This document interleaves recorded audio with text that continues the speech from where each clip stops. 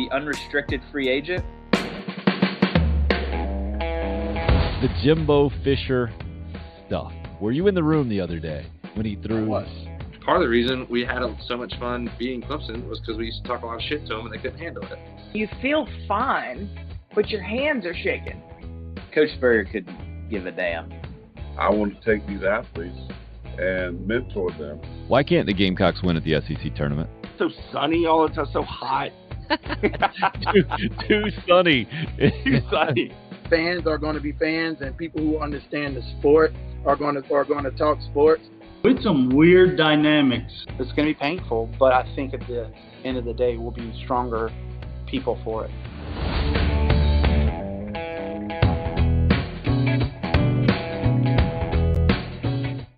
On a Thursday morning, welcome into the program. Glad you're here.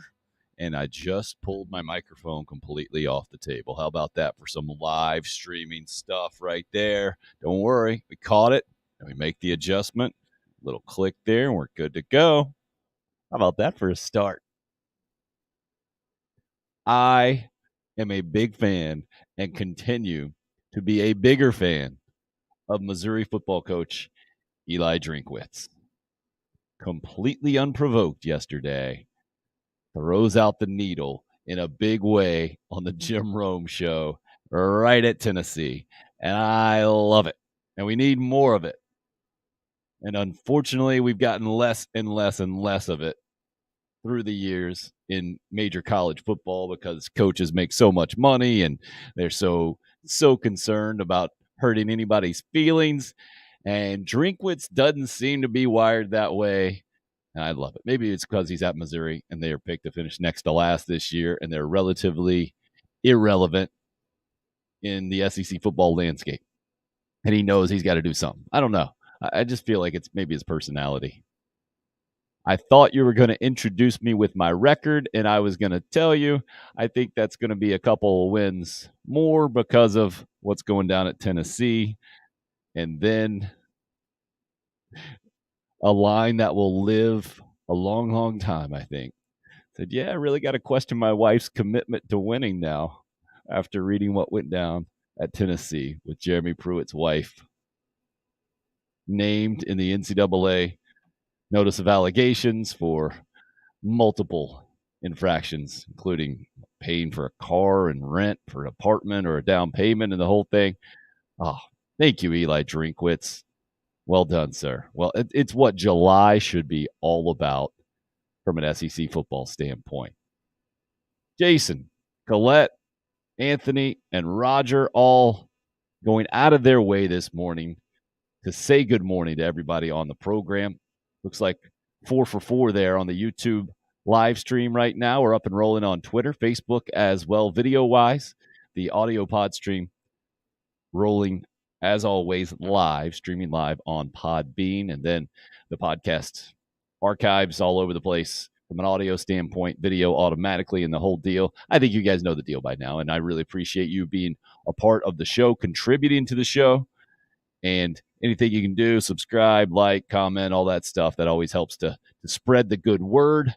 Kirby weighing in as well. Good morning, Kirby. Thanks for hopping in. So what do you guys make? Do you enjoy this as much as I do when SEC football coaches go out of their way to throw little jabs out there?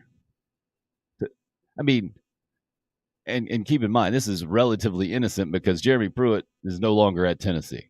You know, Tennessee fans don't want to hear it, but it's just the truth. And everybody else in the SEC knows it. And nationally, Tennessee football has been a punchline in a lot of ways since the Dan Patrick report, without completely clear evidence of McDonald's bags actually being full of cash. But McDonald's was mentioned in that notice of allegation specifically, I believe. I think it was McDonald's and Chick-fil-A where they were really pumping up the recruits and buying them stuff they shouldn't have been buying.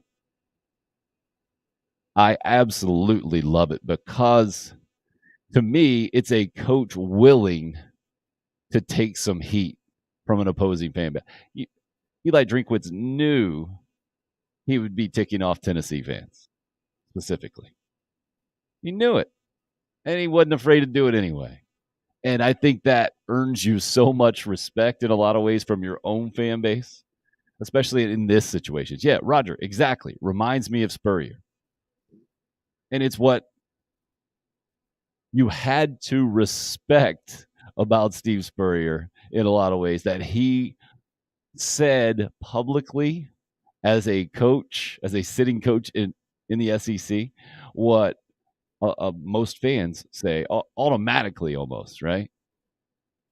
But coaches just for whatever reasons, for just sensitivity issues, don't typically get into. I mean, we saw it go to a completely different level this offseason with Jimbo and Nick Fisher. Jimbo Fisher and Nick Saban. That's a completely different deal. Like, that was, hey, I'm now uncomfortable for you because I thought you guys had a relationship, and apparently that was completely a public facade, and now you just got personal real quick. When you throw out narcissist and thinks he's God and check into how he did it and the whole thing, like that crossed the line real quick.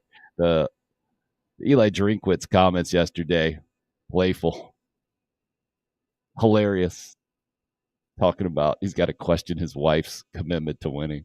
I don't think many many coaches could pull that off. That's who Drinkwitz is. Good for you, sir. Thank you for brightening the day and giving us a little something extra in the SEC to check on. And now it's kind of thrown out there by Drinkwitz. Like, all right, what other SEC coaches are gonna throw a little jab out there, add themselves to the list? I could see Mike Leach doing it in his own unique way. Lane Kiffin for sure. Sam Pittman. And I think that's about it. I don't see anybody else really getting into that. From the East perspective, that's not really Kirby Smart's style. Shane Beamer, Mark Stoops, definitely not. You just get into the league, you're not going to do that. At Florida, I'm trying to go through. Clark Lee is completely irrelevant at Vanderbilt. He can't say anything. So, yeah, I'm going down the list. I don't think you see that. You don't do that if you're Brian Harsin over at Auburn now. Nick Saban, that would be a little bit beneath him. And why is Tennessee football even relevant there? But it was perfect. Perfect for Missouri coach Eli Drinkwitz, who continues to, man, he shows me that he has the possibility. He stands out from the crowd a little bit with his willingness to get out there in the public eye and say things that other coaches won't. And I think that's what you got to do at Missouri. That's a challenging place to win, especially right now, especially now that Texas and Oklahoma are coming in as well. So that just popped out to me yesterday for sure. Also, from the Gamecock perspective, what do you guys think about this new streaming service that's going to be, I guess, part of a Gamecock Club membership? So it wouldn't be an extra fee if you're already a Gamecock Club member. If you're not, then this service also pretty much puts you into the Gamecock Club, as I understand it, for $100 a year. And is being billed as giving you even more behind-the-scenes access and player/coach stories, sports stories. My buddy Dakota Watson is going to be in charge of it yesterday. As the announcement came down, I saw him put something out on Twitter, said check out the new bio and the whole thing, and I was almost confused. It was way too similar to me. We had Dakota on the show not too long ago talking about a charity event he was doing to help raise awareness for mental health in honor of a former teammate and friend from Cardinal Newman High School that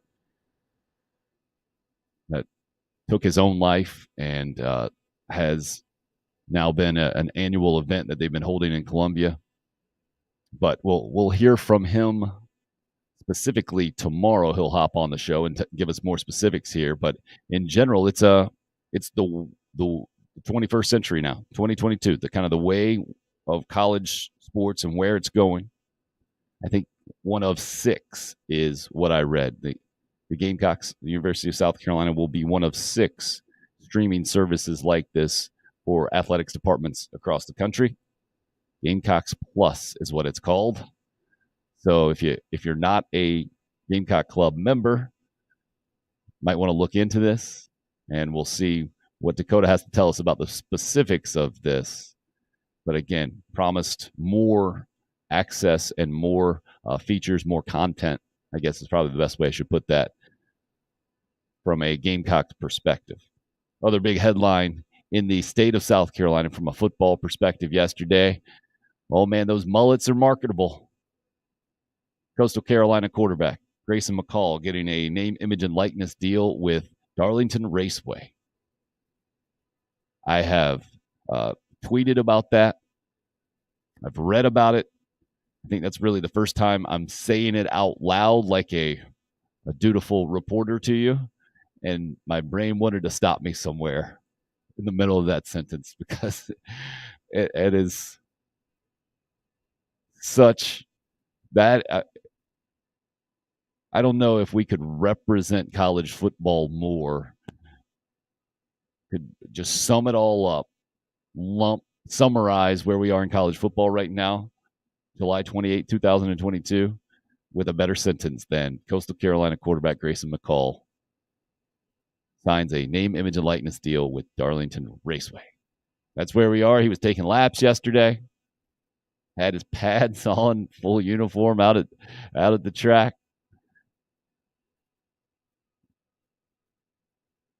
He was asked media days, said, nope, mullet's not going anywhere.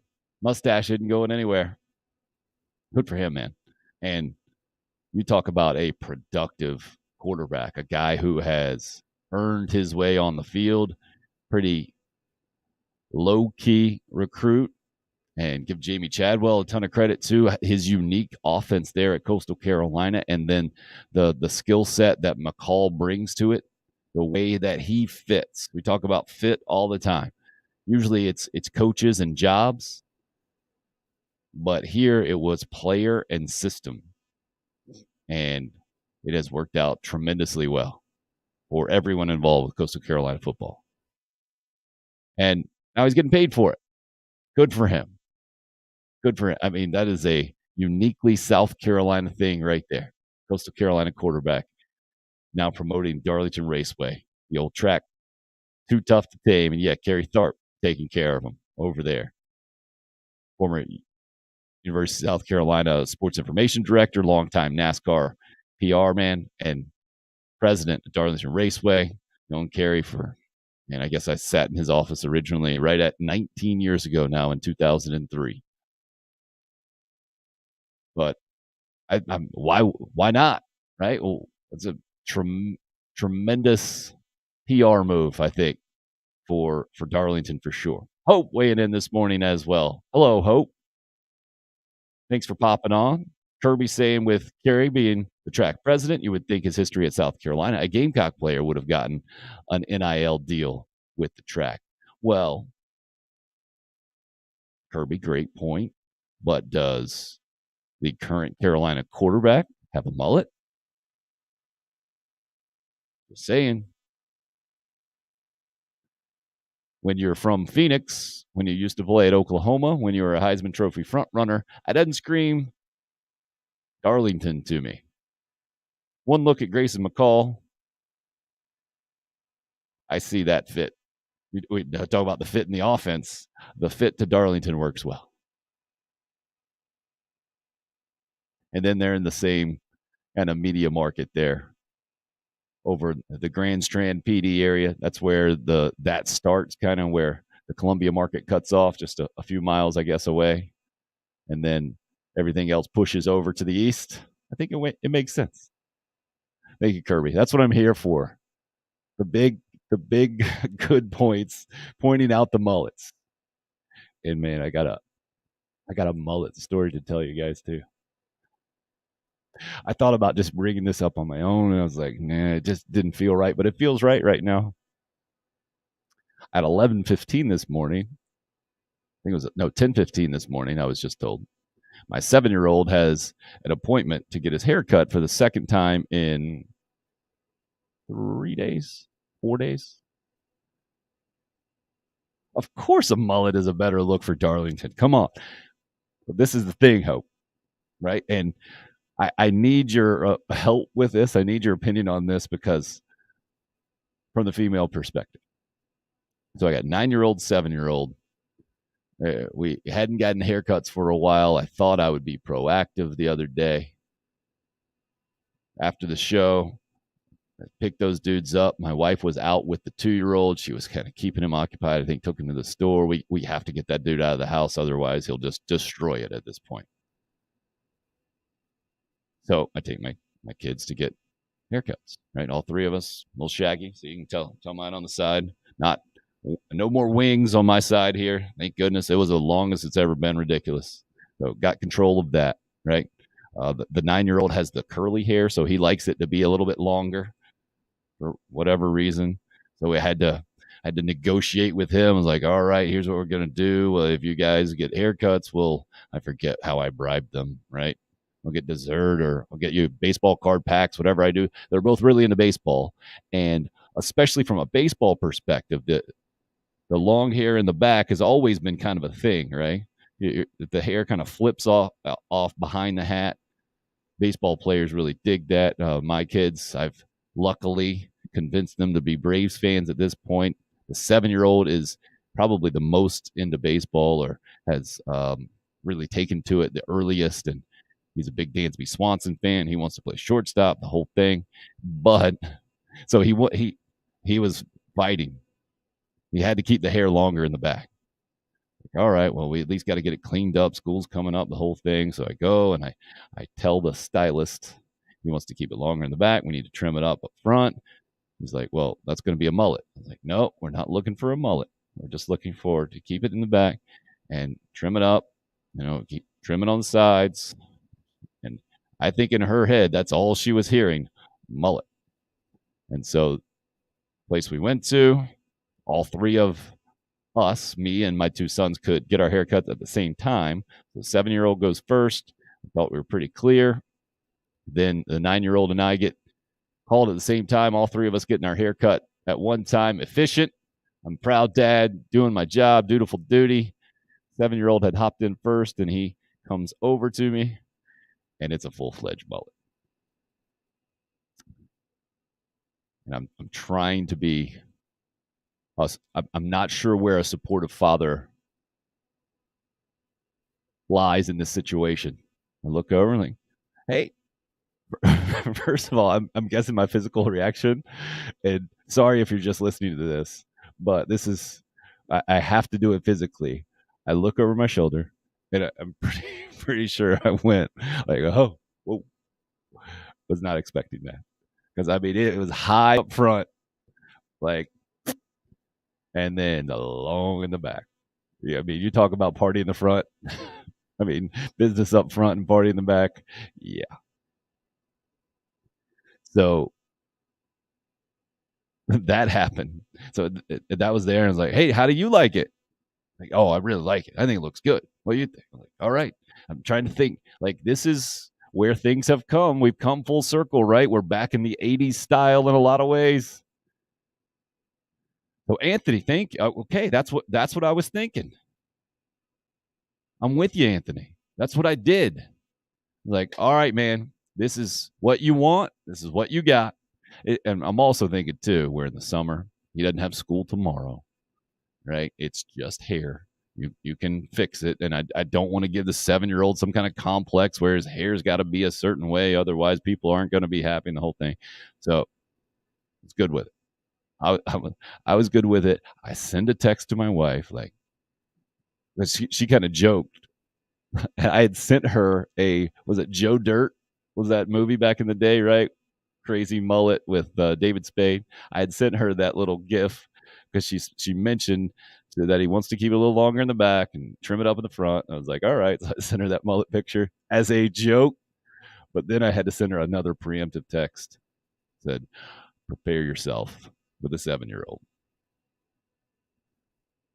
Unfortunately, it didn't work out well for me.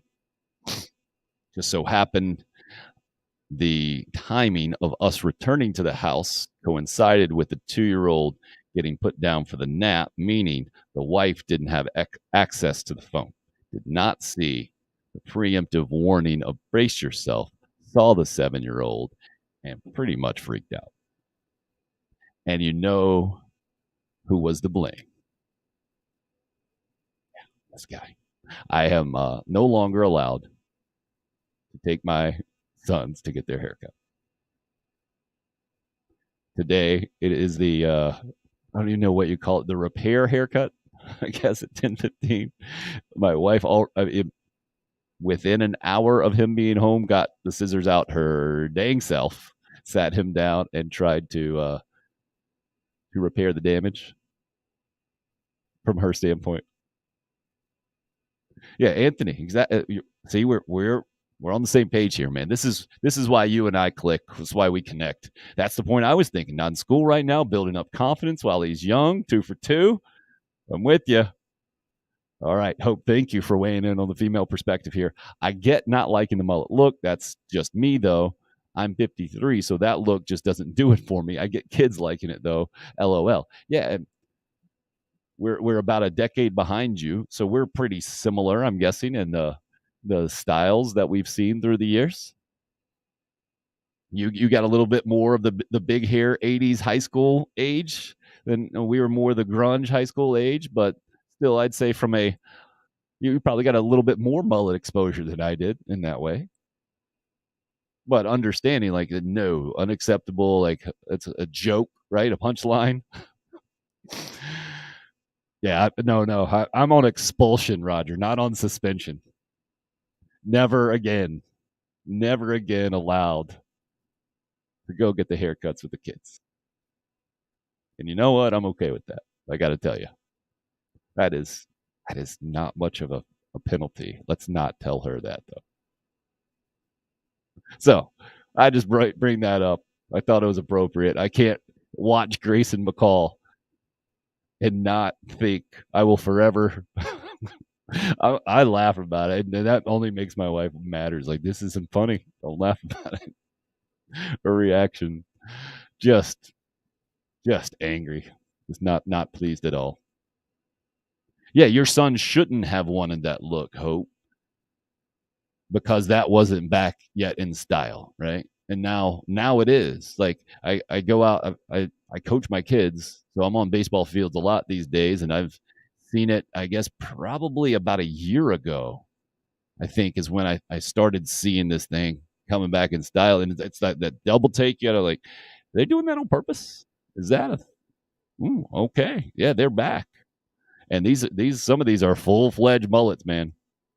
I would say my son's was more like the Grayson McCall one. It was seen, but not a lot. Okay.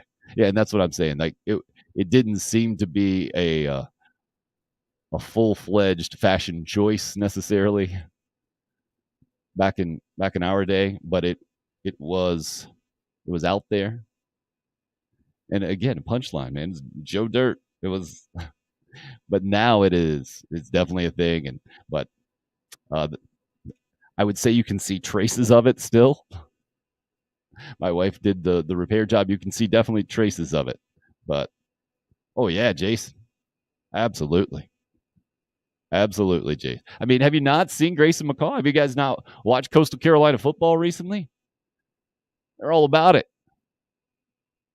Even Jamie Chadwell, the coach, got in on it, right? But they add the mustache to it. Like, that's a whole nother level. That's the college level, right? My kid, the youth baseball level is just the long hair in the back, and under the hat, you can't really tell. It doesn't matter much about the front, right? But it is those thin mustaches that they bust out, and that's what Grayson McCall was talking about at Media Days the other day. It's like, yep, Coach and I talked about it. We're going to keep it right now. It's working for us. So those aren't going anywhere. Let's see what Roger says. 3 boys took out a mortgage when I took them to the barber. No, not much of a penalty for you. LOL. Yeah, I'm glad we're on the same page there. Appreciate you guys weighing in on that. And what do we call that? You guys, thanks for putting up with that story.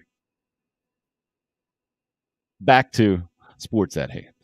And we're going to have a couple guests on today, by the way. John Combs going to pop up with us at about 9 o'clock or so. He's a Westwood High School basketball coach, was a student manager for Eddie Fogler back in the day, so has been around the South Carolina program for a long time. And the G.G. Jackson news so big, interested in getting his thoughts on that. He's also very active in the High School Coaches Association, and I know they've had a gathering here recently, a bunch of college coaches speaking, so we'll hear from John Combs 9 o'clock today. Then we'll talk to Charleston Gamecock Club president Jen Krizan about 9:30 or so with their they got a big kickoff event coming up, as a lot of Gamecock clubs do, as a lot of organizations do here about 2 weeks from now. This time of year, that's where we're at, right? Everybody's pumped about football. And you got Carolina coach Shane Beamer teeing off today with the Birdies for Beamer event, the local media stuff. I played in that thing. I actually played with Zeb Nolan last year. He was in my cart, poor kid. And at this time last year, he was a graduate assistant coach. Really, really good partner to have on the golf course. Could hit the ball a mile. I think he had broken his driver, or he had given it to his brother. He's really close with his brother. And so he was using my driver, and he was smashing it. Offensive line coach Greg Atkins was also in our group. He hadn't played in 2 years, he said. He was going through still a lot of stuff with the move, just coming into town, and family issues, but a really nice guy. And Mike Yuva I watched Fox still at the time there. Now at the Gamecock Central was also part of our group. That was a lot of fun, man.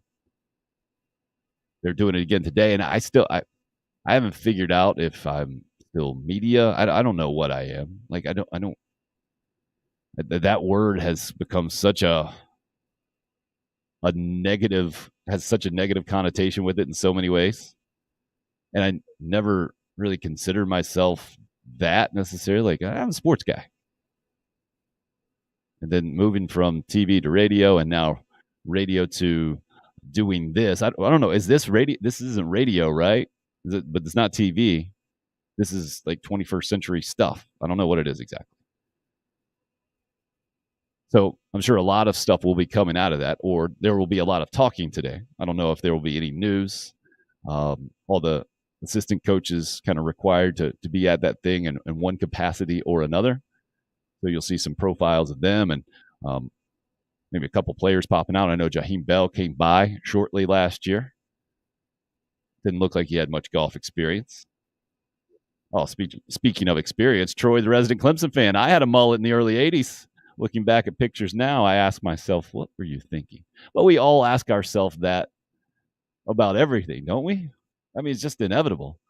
Why did I wear that? What was I thinking that? Or why did I hang out with them? Or what were we doing? Roger says, with me, Troy's, it's old pictures of me when I was growing up dressed in what was called a leisure suit. Man, me and my brother look foolish at them. Oh, fantastic. That's where you just got to embrace it, right? Like, hey, you guys don't know about the leisure suit. That's on you. That is absolutely on you, because back then, everybody loved them. Fantastic. Appreciate you guys making this show better for sure. Another headline I wanted to touch on relatively early today. That Live Series, man, keeps adding golfers. Paul Casey, Charles Howell III, Henrik Stenson, and now look at this name. And this fits the profile perfectly, and is almost surprising that it didn't happen before. 43-year-old Bubba Watson recently tore meniscus. Reportedly will join the Live Series. Not playing, I guess it's this week. It's up in New Jersey at Trump's course. I think Dustin Johnson on the course. Dustin and Bryson DeChambeau playing with Trump today, I think, in their pro-am, is what I read.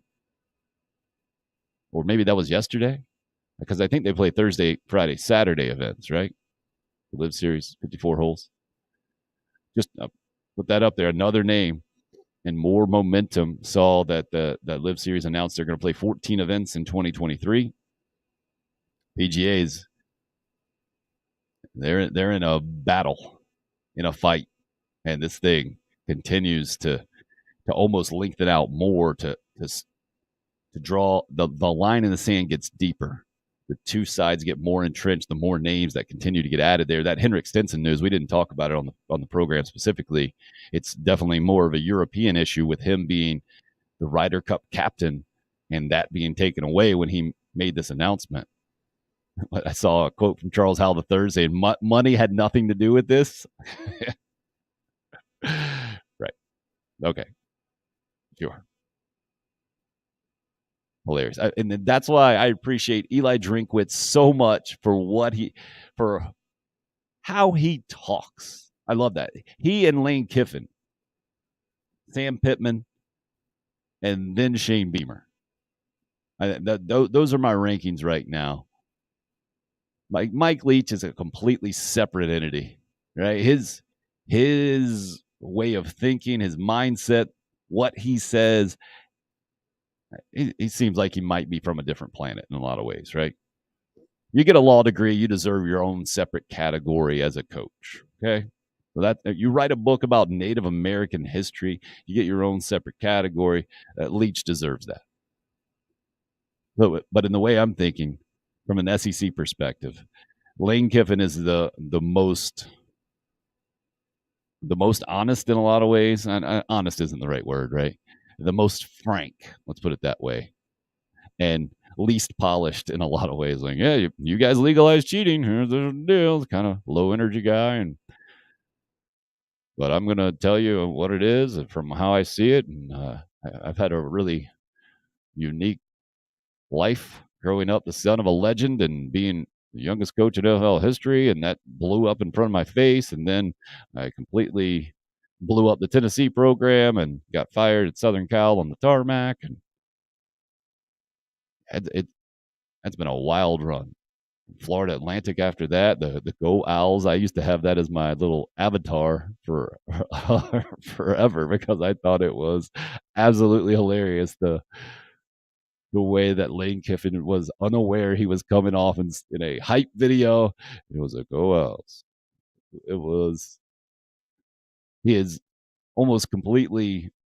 He completely lacks self-awareness in a lot of ways. There have been internet issues and the whole thing, and unfortunately the family life has been a mess.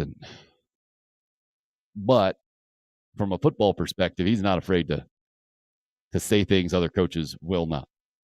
Eli Drinkwitz, clearly that, but he does it in a much more lighthearted, I think, calculated way to some degree. Like it comes off a lot like Spurrier. You're right. I think Roger mentioned that earlier. So much so. It's just that he doesn't have the pedigree. I mean, no one has in college football, right? A Heisman Trophy winning player and then immediate, I don't even know what you would call it. Not miraculous success, but just going straight to the pinnacle of college football in a lot of ways, offensively back in the day, and doing it differently than anybody else. That's not quite Eli Drinkwitz, but he's had a really good career. Unfortunately, Gamecock fans know he can coach at Appalachian State, at Missouri even. Yeah, but that's the thing. No, Roger, I'm going to have to push back with you on this one. Cousin Eddie, that was Dan Mullen at Florida. Like just physically and kind of the mannerisms, the shoulders. I think he had the hunched shoulders. And I like Mullen a lot. I thought he had a good sense of humor as well, kind of under the radar. But then clearly not the fit at Florida, right? And I guess Mississippi State worked out well, got them number one in the country, but always had his name out there shopping, right? Always looking for that next gig. Even at Florida, mentioned, name's out there in the NFL. He's not enjoying the way that college football is going, and it just kind of imploded. Leach, I don't know. It's more just like so. It's just down in there, and oh yeah. I mean, he will just spin off, and it. Dave Odom was that way in a lot of ways. Maybe like the Carolinas version of Mike Leach. I'm not even sure where Mike Leach is from. Now that I think about it, maybe because I feel like it's on another planet, but not a cousin Eddie. Like, all shucks, this guy is funny and he doesn't know it sometimes, and the whole thing. There is some of that, but it's a completely different thing. It's like really cerebral in a lot of ways, and it's famous. What Greg McElroy's the last story that I heard about going into a quarterback's meeting and just looking around at everybody in the room and listening to Leach and wondering what is going on. He just wanted to talk about how many rooms does it take for a house to run, and all you got to have is running water. Craig, bringing it strong. I'm not even going to read that one, Craig. You are in today. You're feeling it. But again, Eli Drinkwitz, I think it's perfect for Missouri because Missouri is in the other category right now in the SEC. Right? Okay, let's break down the tiers then, how I think about that. Vanderbilt, irrelevant. They're off on their own. Right? They're poor Vandy. Bless their hearts. There's just one of those in the SEC because you only say bless their hearts as long as you continue to beat them. Right? James Franklin had Vandy out of there. And Franklin had some interesting comments yesterday about Penn State and their administration. And I hate it when coaches kind of talk like this, but they don't get into the specifics, and then we're left to just speculate and the whole thing. And Steve Spurrier basically did that when he came to South Carolina and threw a fit that they couldn't get a player or two into school. He's like, "Well, I didn't need this. I can go sit on a beach. I could have gone to North Carolina." And man, what a hissy fit that was, right? But I think we were all left to speculate at the time, like, what's going on exactly? So the University of South Carolina, as I understood it at the time anyway, and again, it was never really fully explained by anyone officially, but just trying to put the pieces together, it looks like that technically guys did what they needed to do from an NCAA standpoint to be admitted into school, but then the university said, no, you don't meet our standards. And Steve Spurrier wanted to take his ball and go home, I think, at that point, and got, I think, USC to work with him on admitting guys that he wanted to get that did meet the minimum requirements, and got, I think, South Carolina to work with him there because he stopped throwing a hissy fit after that. Yeah, Craig, great point. We weren't saying bless Vandy's heart until Zeb miracle to us last year. Yep, no doubt. And that's again part of this conversation right now that we do have to bring up if we're going to talk about fair and honestly from the Gamecock perspective, right? There's that at the low point. That in East Carolina, right, could have easily been lost. And then the high point, it's the last thing we saw, just drubbing North Carolina, running up and down the field. Jaheim Bell and Takarion Joyner looking like All-Americans. Okay, so I'm going to even write this down. I got to figure this out on my own. Are we going to add Texas and Oklahoma in there? We'll do that afterwards, right? So we got 14 teams. We got, bless their hearts, Vandy. Okay, then maybe we'll go from the bottom up because that's why I brought this up with Eli Drinkwitz in Missouri. Missouri's right there. I mean, they are literally right there. I can even pop that visual up here right now, right? We got the SEC East preseason poll from Twitter. I got to take off my little lower third there. Vandy last, Missouri right above them. This is Brett McMurphy's tweet, just relaying the information from SEC Media Days where the Gamecocks picked just above Mizzou. And so this is a pretty good representation. Let's keep this going right here. We got this up. From the East right now, you got, so South Carolina is not quite Missouri. So I would put Missouri in the tier just above Bless Their Hearts, because they did win a couple of East Division titles immediately coming into the league. They are capable of pulling off some wins. I mean, Florida especially knows that, right? They seem to match up well at Florida football almost every single year.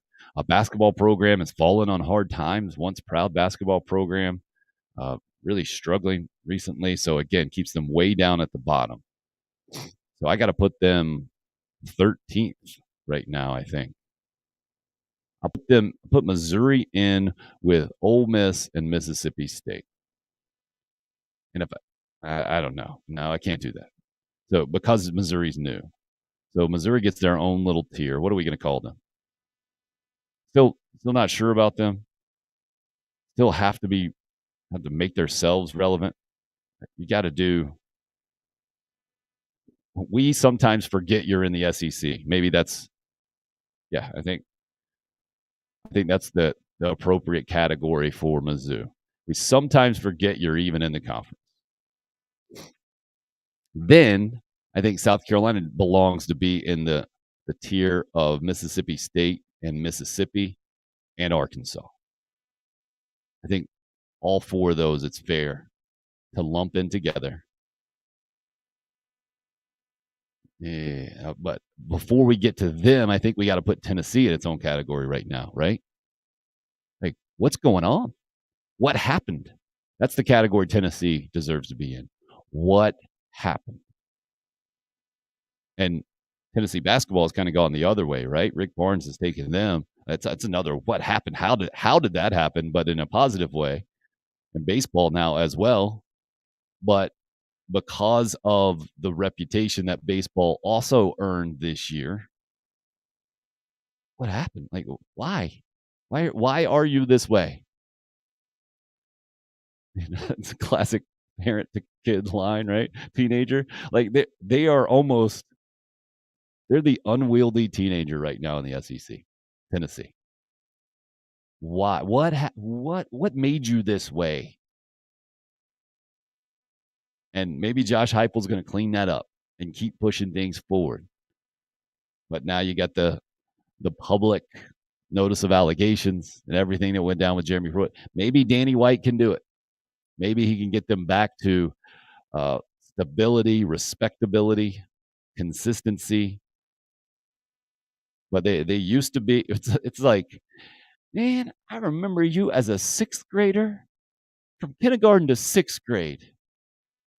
You were a straight A student. You did what your teachers asked you to do. We had no problems with you. And then puberty hit. And what happened? What happened to you, Tennessee? Like, after Phil Fulmer left, what happened? That's where I see Tennessee. And they are by themselves that way. But you know who is a recent addition in there now from an SEC perspective? You guys saying it out loud with me? LSU, right? What happened? You guys were at the top of your class. I mean, this is like sitting like sophomore year, right? You're on pace, valedictorian, honors student, playing multiple sports and doing well. Then you kept Will Wade, brilliant, even after he was putting out strong offers everywhere before name, image, and likeness was even a thing. And the Ed Orgeron thing happened. And everybody was telling you great things. And you listened. And then it all blew up. And you forgot who you were, LSU. And now you've gone out and gotten a fake Southern accent coach who is a laughing stock on social media and some of their hype videos. And good luck with that. It worked with Nick Saban. Can it work with Brian Kelly? So let's lump. All right. I need to break this down just on my little pad here, just so I remember. We got Vandy at the bottom, right? Bless their hearts. Okay. And then we got Missouri. Almost forgot about you. Okay. Then, and we got to stay down there too, Tennessee and LSU. Do we put Auburn in there too? I don't know. Auburn's almost their own category, but I think we can throw Auburn in there too. They are the... What happened to you guys? I'm not mad. I'm disappointed. We'll go with what happened. Then South Carolina, Mississippi, Mississippi State, and Arkansas. Like, you guys are solid. You're solid, but you still got a lot of work to do. You're solid B students. And South Carolina, you're at the bottom of that list, right? But we see you're on the way up. You've been putting in the work. Things are looking better. You got a basketball coach now that made your basketball program relevant immediately. You got a football coach there who is likable, enthusiastic, winning football games in year number 1. So we're going to put you in this group. Ole Miss, good season last year. We're not sure about your leadership there. We're not sure where that program's going to go, but we know you're going to be relevant, and we know you're going to score some points. You're in there. Mississippi State. We don't know what to expect out of you year in and year out, but we know that you got a kind of a proven guy, a proven personality for sure. We'll keep you there. You won the national championship in baseball, then you finished last. That is something. I mean, that evens out more towards a C, right? An A and an F. But we'll let you stay in the solid B student category right now. Do we put Kentucky there? I think we probably have to throw Kentucky there right now too. Mark Stoops, excellent. High marks for you, sir. Basketball program still an anomaly here in our conference. John Calipari, don't approve of a lot of what you do, but we'll keep you in there. So I'm going to add Kentucky in there. So that leaves, I think we got to put Georgia. Got to put Alabama at the top, right? Those are the A students. Oh, Texas A&M, where do they belong? Again, another addition. I was almost forgot about Texas A&M. What do we do with them? I think Texas A&M we got to put in their own category right now. The old, we got our eye on you, right? That's the one. And I don't know if you guys have ever done this. There's several different places in life. I'll go to the coaching example as a coach of youth sports right now. You have systems where you have an evaluation day, then you do drafts, and coaches get together. And so when coaches talk, I feel like Texas A&M would be the one kid like, yeah, you got to kind of watch out for that guy. Or, yeah, you got to watch. Great kid, but the parents are an issue.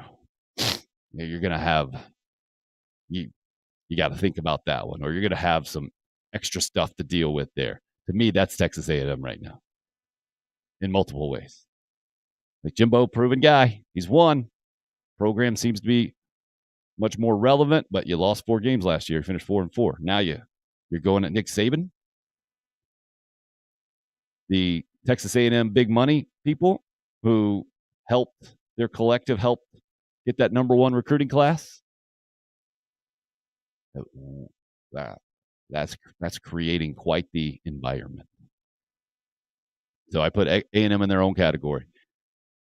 Georgia, Alabama, and Texas and Oklahoma. Nope, not Texas, right? And Oklahoma deserve to be. We're going to add in the newcomers. We got Texas in its own category as well, right? They're kind of a, I guess you if I had to put them anywhere here, I would put them with the South Carolina, Mississippi State, Ole Miss, Arkansas, Kentucky group right now. But maybe they deserve to be more in that LSU, Auburn, Tennessee category. Like, what happened? Yeah, they probably deserve to be there more. And then on the edge of Texas A&M, like, you got to watch out for those guys. Arch Manning coming in, Steve Sarkisian, ton to prove. The booster situation is always a mess. All right, so those are the categories I'm seeing the SEC right now. Totally came out of nowhere. Thank you, Eli Drinkwitz, for making that relevant. If I forgot anybody, I don't think I did. Let me double check here. We'll pop up the preseason rankings again. Again, from Brett McMurphy's tweet. Pop that out of there. Make sure we got everyone. Oh, Florida. I think we forgot Florida. That's another what happened, right? We got to put them in the what happened category. We got everybody else. What happened, Florida? It used to make it look easy.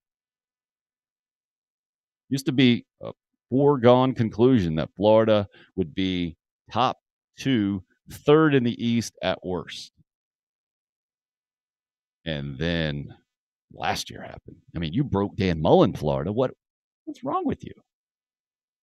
Dan Mullen had a sterling reputation across the SEC as a fine football coach, earning a lot of that as an offensive coordinator on the national championship team, Urban Meyer. Took Mississippi State to number 1 in the country. Dak Joyner. Not Dak. Dak Prescott. Leading the way. I mean, a feel-good story. Taking kind of Mississippi State football from that bless their hearts category and making them much more relevant, more dangerous. And it was supposed to be a smooth transition. If anybody, I saw what Jim McElwain, unfortunately, I think had a seizure the other day and wasn't able to get to Mac Media Days. Says he's going to be okay and be back to on the sidelines relatively soon. But you had the Jim McElwain mess. You had, I mean, what happened? It was winning, and then you had Will Muschamp before that, an absolute disaster. But left the program with a bunch of talent, and they were able to win some East titles. And then Dan Mullen got broken. I mean, he was nearly starting fights at midfield. At halftime, he was acting like a professional wrestler, hyping up a crowd. He was calling for full stadiums during COVID because he wanted competitive advantages, and that came off as completely insensitive to the entire situation. And then you got Darth Vader showing up at a post-game press conference, and at that point, we should have known that Florida broke Dan Mullen. But what happened? So they're in that category too. So we'll see. I thought Danny was a good fit at Florida. Just didn't recruit well enough. Danny Kicks and Dan Mullen in his shoes, I guess. That's where that's coming from? I know him too as an actual marathon runner. I think he ran marathon. Kudos. Again, added more respect, but nope, didn't work out. But Eli Drinkwitz coming out, taking shots at Rocky Top, saying his record's going to get better. And he's got to question his wife's commitment to winning after reading what Jeremy Pruitt's wife was doing on Rocky Top. Fantastic. Again, more headlines from yesterday. The streaming service from a Gamecock-specific standpoint is now reality here in 2022, or going to be reality, I guess, in the next coming weeks. My buddy Dakota Watson is going to be in charge of that thing. I think his new title is General Manager of Gamecock Plus, so we'll talk to him about specifics tomorrow. But first thing that popped in my mind is this came a little bit sooner than I thought it would. This was inevitable that it's going to come, right? And I think it's going to be all across college sports to a certain degree. How the details work out, like if they're going to be able to continue to charge for it, the way that South Carolina is doing it specifically is in conjunction with the Gamecock Club. So if you're a Gamecock Club member already, you're good. You paid for it.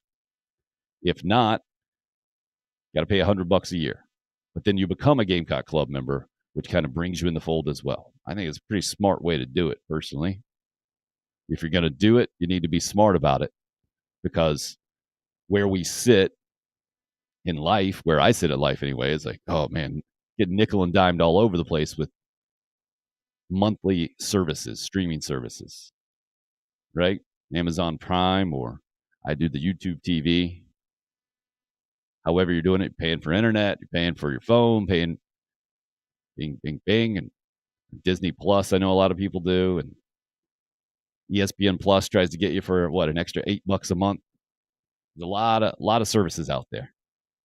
So to not lump yourself in and have people say, "Oh, another one.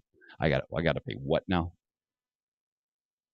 So the messaging in this thing, I think from USC is smart to put it with the Gamecock Club, knowing that there's so many members, and to lump it in and not charge Gamecock Club members anything for it. I think it's a pretty smart move.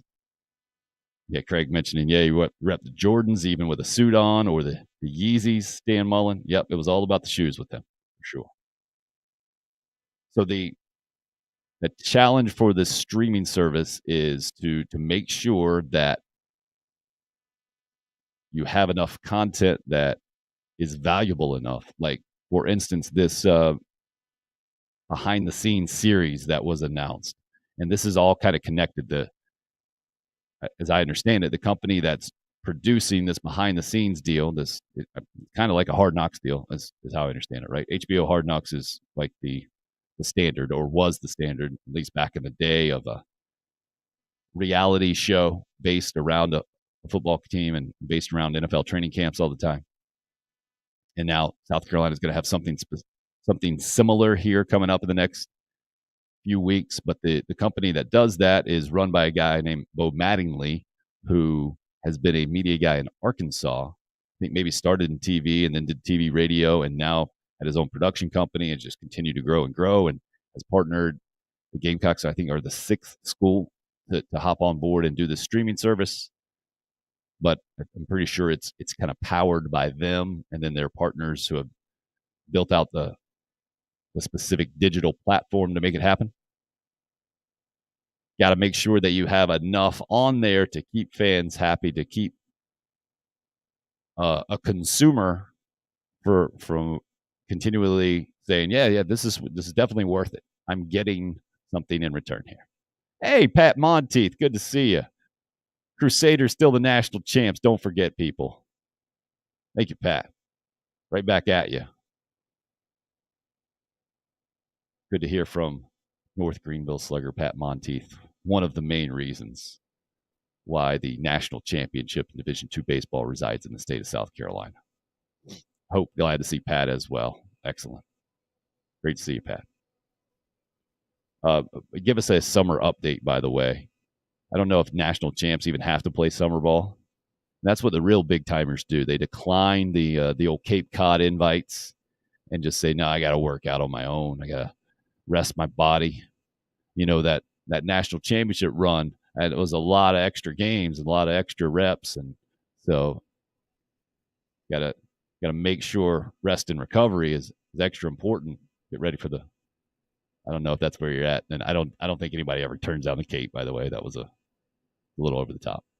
It's like turning down an NIL deal if you're the Coastal Carolina quarterback with Darlington Raceway. You don't do it. It doesn't happen. And Grayson McCall's perfect. Like, he's from the Charlotte area to begin with. NASCAR country. He's got the mullet. He is a successful Coastal Carolina quarterback, which, I mean, there have been. Tyler Thigpen was a good college player and went on to a long-time NFL career from Fairfield Central, right? But he wasn't relevant in the national college conversation at all. I mean, Coastal Carolina wasn't even on that level in the whole thing, right? But Grayson McCall and what they've done there, Jamie Chadwell, all the credit. And good to see that. Oh, Pat says he jacked up his wrist in summer ball. Sorry to hear that, sir. Rest and recovery. Get it right. Just go win another national title. You'll be good to go. I think you'll head right to the draft after that. Up that stock. I've seen some signing bonus money coming down, a bunch of deals being agreed to recently. Let's see who got the big money. I think it was a junior college guy I saw who hits 100 who went well over slot value yesterday and is like 2 point something. So it's out there, Pat. You make sure that risk gets right. And Jason also supporting the North Greenville Crusaders this morning. Good to hear. So this has me thinking now, all right, what else is going to go down? What other kind of deals could be out there? Kerry Tharp is the Darlington Raceway president. I think it was Roger who mentioned it. Like, I'm kind of surprised. I'm surprised that University of South Carolina quarterback didn't get a deal. Or this is the first of its kind, right? A NASCAR-owned track, which is what Darlington is, has signed an athlete to a name, image, and likeness deal. And I guess the weekend now has a different sponsor than the Cookout 500, Southern 500, right? Cookout is the sponsor of the race, and now the entire Throwback Weekend has a sponsor as well. I forget which one that was, but they were promoting that one as well. But just to get people talking, why not? Why not do it? And if you're Grayson McCall, of course, go take a couple of laps, Darlington, put out a few social media posts, have them, you head to the track every now and again, you do a commercial or two, you're good to go. That is what name, image, and likeness was meant for, right? That's why it was put out there. Perfect fit. And everybody wins here, right? And everybody wins kind of deal. That didn't get Grayson McCall to Coastal Carolina. I doubt it will get any kind of future players to Coastal Carolina. It doesn't seem like that shady kind of deal. This is, no, literally, your name, image, and likeness is valuable, especially in that area of South Carolina. And then beyond, right? Perfect. If we could only just keep all of those name, image, and likeness deals to that. The exact opposite of the Texas Tech situation. Hey, our collective's paying everybody $25,000, 100 players, and they're going to have to do some community service, whatever that is, right? That's not a name, image, and likeness deal. That is a pay-for-play deal. And if we had a czar in college football, maybe we could have a common sense approach to that. Like, it's obvious to all of us. That's what it is. So why not just be able to call that out? Be able to be Eli Drinkwitz. I'm questioning my wife's commitment to winning. My record's going to get a little bit better here soon after reading that Tennessee stuff. Maybe Drinkwitz is on the path to being the first ever college football czar commissioner. He would get my vote right now for sure. Bubba Watson's a similar type personality. I've always appreciated his frankness in a lot of ways. He can come off as bristling, like as a difficult personality to deal with in some ways, but it's also what people love about him too, right? Not afraid to be emotional and to speak a little differently than a lot of professional athletes. So I think this is I'm very interested in hearing his comments now that the report is out there that he's going to join the Live Series. Because if there's anybody out there who will just speak the truth about this, I think it might be Bubba Watson. Right? And I don't blame Dustin Johnson for approaching it how he did. Like that, Dustin and Bubba are completely different personalities, right? They're both Southern dudes who are pretty laid back in general, but no. Now I even said that Bubba's pretty intense and has been known to be emotional, whereas Dustin is just kind of laid back and like, yeah, it was just an opportunity my family and I couldn't turn down. It's too good of an opportunity to turn down. Dustin Johnson get away with that. Bubba Watson can't. That's not who Bubba Watson is. So I think if anybody can kind of start to turn the tide from a public speaking approach to this, it might be Bubba Watson. So yeah, Money was too good. I'm 43 years old. I was hurt.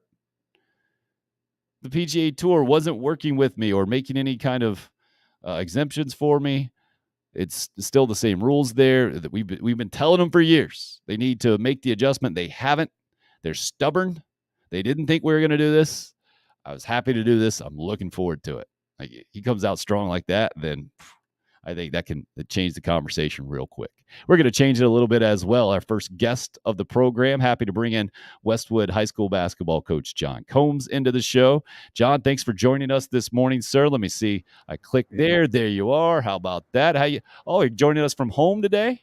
Yeah, we're at home. Hopefully the internet holds up out here in Ridgeway, South Carolina. Nice. No, looking bright and clear, coming through bright and clear, which is always the complete jinx of the show. I probably shouldn't have said it at all. I saw the dog popping up in the background. We're good to go. Nice work. You've been a busy guy the last few days, huh?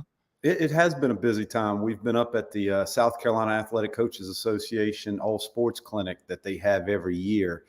You know, some years it's in Charleston, but the past couple of years we've had it in Greenville. And it's been, a lot of great coaches that come through there, all sports. I believe Shane Beamer was there earlier in the week for football. And, you walk through, you see all sorts of people. I know Buddy Pugh was up there earlier, football. You'll see all sorts of people. We had a lot of good basketball speakers. We had the Clemson men's basketball staff come speak with us. Bob Ritchie from Furman, Kevin Pedersen, his new women's basketball coach at Coastal Carolina. It's a really good time for a bunch of coaches to get together, see other coaches, and talk to one another. It's a lot of fun. Tell me about exactly what goes on there, because I think coaching is so unique, John, in that it's a profession that is highly competitive, and yet there is information shared in coaching, unlike I think so many different industries out there. And it's hard for me to understand, I guess. How does that work from your perspective? Like, when is it okay to share information? And how do you kind of toe that line if you're Bob Ritchie, for instance, at Furman? Well, do you tell everybody everything that you're doing? What do you keep in your back pocket kind of thing? Well, I guess one of the best things one of the things you got to think about is I don't know what I don't know. So when I go watch a Bob Ritchie practice, which he allowed us to come up there, we went up there and watched that Tuesday morning at Furman, which they've got a beautiful facility and done a lot of things, renovated. Some coaches seem to be very open and they want high school coaches around. It doesn't seem, they don't act like they have secrets, but I'm sure they got a few things they don't want to tell us about how they do things. But I think I can only speak for basketball coaches. I can't speak for football coaches, but basketball coaches, most coaches I deal with, they're willing to share information. They're willing to share. I was very fortunate to work with Coach Tim Whipple, who is, one of the best in the business, second in the all-time leading wins leader in South Carolina basketball history. If you were to go to ask him a question about how do you run your defense? How do you run a particular set play? They'll tell you. Most coaches I know, I've yet to run across a coach that will say, nah, I don't want to give that away. Now, maybe when you're in a coaching clinic, you got one great out of bounds play that you like to use. Maybe you don't share it, but I would promise you that even those coaches, if they were to specifically ask about the play, they'll share it. I know I would share anything when it comes to that. Now, would I want to invite Irmo High School in to my practice the day before we played? No, probably not. But the reality is a lot of times there's not a lot of secrets that go on, but there is a lot of information exchanged between coaches. And, yesterday morning we had Clarice Garcia, 9 a.m. to 11 p.m. or a.m. She's a head women's coach at Charleston Southern University. And, 9 a.m. on the last day of the clinic's not always the most popular time to go. But right there's 2 or 3 Hall of Fame high school coaches that are sitting there in the crowd trying to learn. And that's not a shock because we do have a lot of good coaches in our state. It's fascinating to me, and I think maybe it's a compliment to the intelligence, right? If you have any kind of tape on anybody, you can go in and break down the plays, and to think that other coaches can't do that, I think might be where a lot of that comes. And there's some kind of I was reading a book about the pursuit of happiness one time, and is going to different countries and studying like people and what they perceive as their life's happiness. And there's some kind of philosophy in Iceland of everybody, like the entire country helping each other out. And it reminded me of coaches, and especially like off season times, like you're talking about, being able to go, and football staffs are kind of famous for this, right? Going, college football staff goes to an NFL one or the opposite. It's always a unique environment, I think.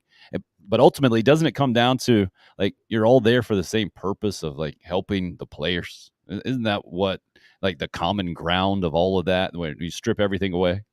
Yeah, I mean, I want to believe, I'll say this, I want to believe we're all there to help players, to help students, help people that maybe work under us, our assistant coaches, the staff, create a new culture at a school, to move kids in the right direction. I will tell you one common theme from a lot of college coaches and things that people spoke about this weekend was, building the total student athlete, not just the athlete part.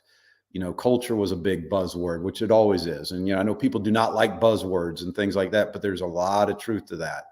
What are you doing? A lot of people talked about the mental side of student athletes and the challenges that they were facing and the challenges, you've got the new order of the NIL, you've got transfer portal, you've got mental health issues people are still dealing with from COVID.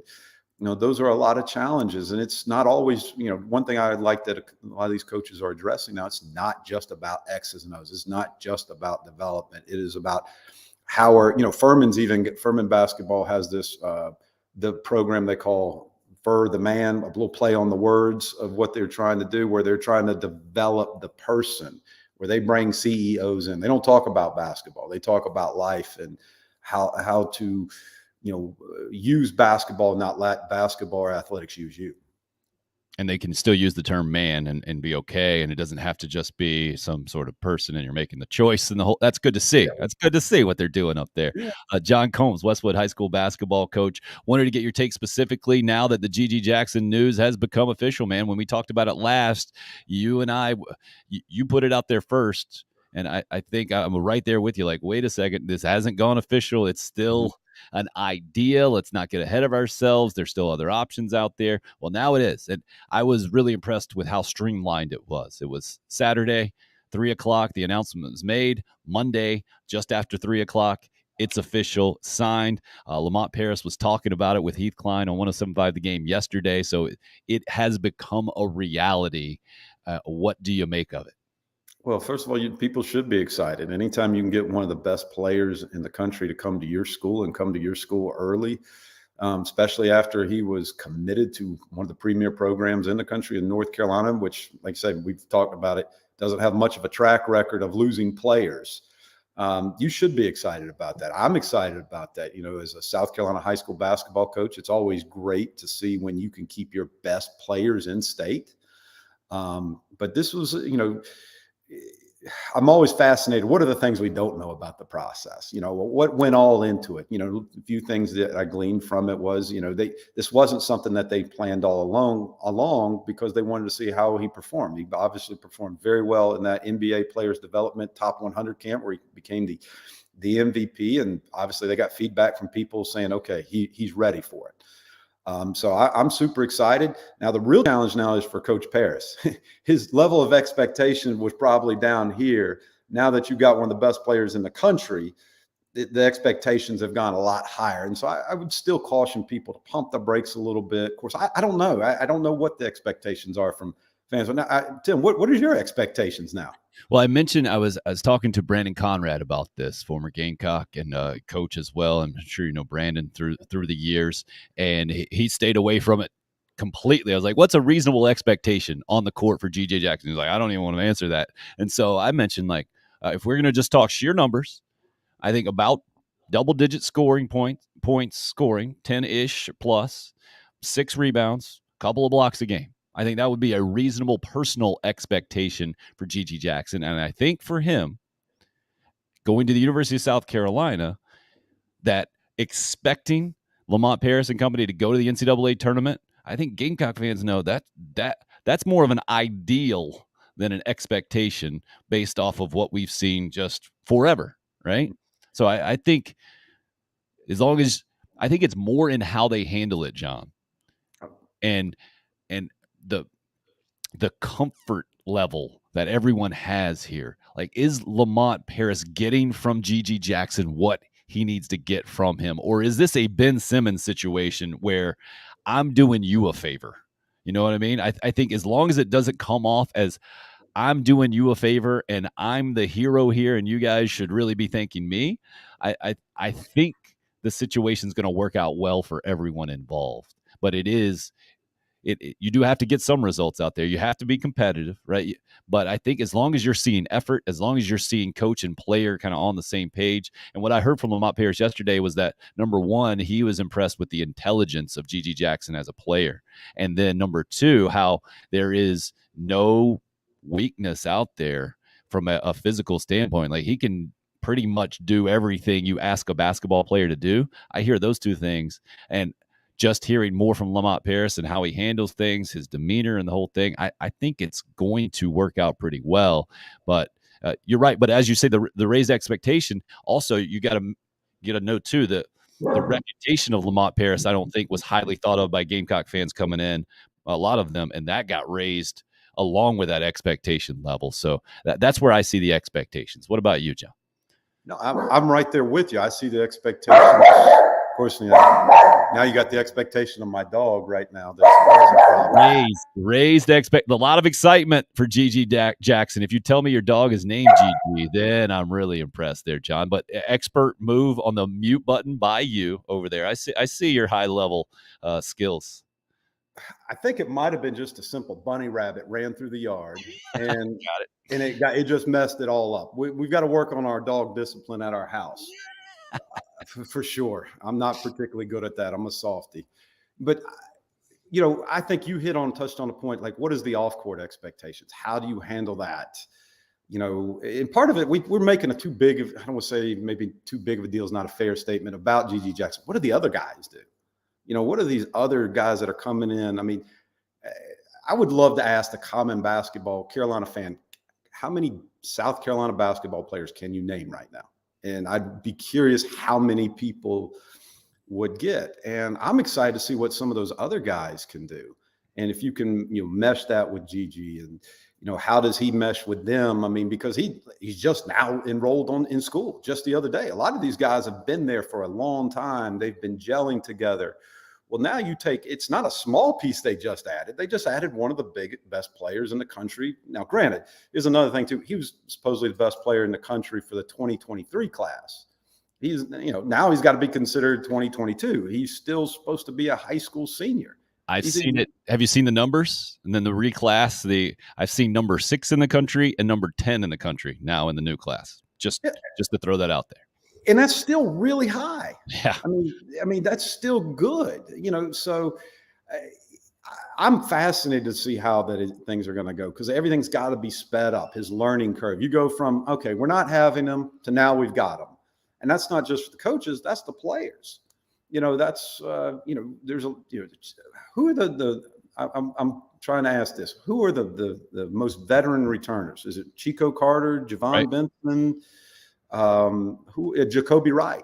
Yep. I mean, and that's a year. All those guys, they were there a year with a year under one system, and now I'm just assuming, I haven't seen everything yet, it was going to be completely different. You don't have to assume it, John. Lamont Paris saying that almost exact thing last night to Heath Klein. Just the terminology different, his style completely different. He mentioned, and that might take a while. It might not. Those are just a lot of things. You just want to be able to me, my expectations, do you see growth? Do you see them getting better? Do you see them as the season goes along getting more comfortable? And then I hope Coach Paris spends some time with Coach Beamer, and from the standpoint of, well, how do you create the joy atmosphere? Do you see joy while they're competing and trying to learn it? I think Gamecock fans, and I can only speak for myself as a Gamecock fan, guy who's been there for a long time and a high school basketball coach, I just want to see continued growth and see that the guys are trying to have some fun and playing hard as they go along. If you see growth as you go along, I think people will be able to, be able to accept what comes of it, as long as they're trying to continue to get better and play hard. That reminds me of Eric Hyman at the Darren Horn press conference on Horn's way out. He said if there was anything that pointed to this program moving in that positive direction, or if there was enough there, then this press conference wouldn't be happening. But that wasn't the case then. That's why they moved on from Darren Horn. Before that, I remember the complaints from Gamecock fans was, Dave Odom's style, it's just not fun to watch. It's not exciting brand of basketball, right? You get the 3-man weave going at the top, and then you get the shot clock down, and you grind out games, and he wins some at a certain level and has NIT success. But you get one exciting basketball, and it was Darren Horn was going to go 94 feet, right? And it was going to be up and down and athletic guys and positionless basketball. And that was a terrible, terrible experiment, unfortunately, for the Gamecocks. And then Frank Martin was going to have the hardest playing team in the country. And I think maybe at some point you could make that argument. But like you were talking about, the trajectory of the program, I mean, it went to the pinnacle of the Final Four, and it was going to be difficult to make fans happy after that, no matter what. But not to go back to the NCAA tournament, to have the COVID situation and the whole thing, and just to see it kind of end how it did. I understand why it has evolved to where it has, John. And I think Frank's going to have a ton of success at UMass, and is probably a really good fit up there for a lot of different ways. To me, it just never was an ideal fit at South Carolina for so many ways. But Lamont Paris, like you mentioned, the Shane Beamer effect there and how he's handled things, that joy.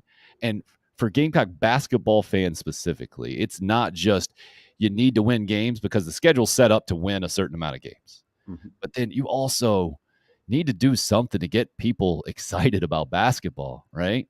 And Gigi Jackson is that type of player, I think, or certainly has that reputation.